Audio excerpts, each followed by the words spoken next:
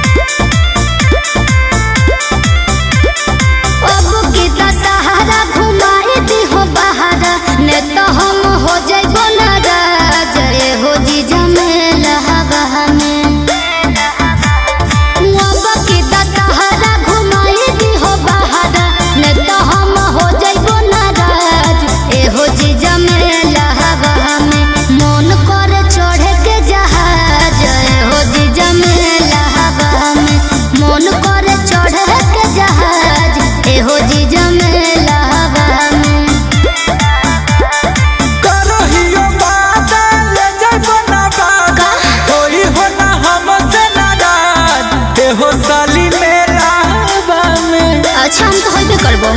करहियो बादा ले जइबो ना बादा, होई हो ना हमसे नाराज। एहो साली मेला बामे तोरा हम चढ़ाइब जहाज। एहो साली मेला बामे तोरा हम चढ़ाइब जहाज। एहो साली मेला बामे।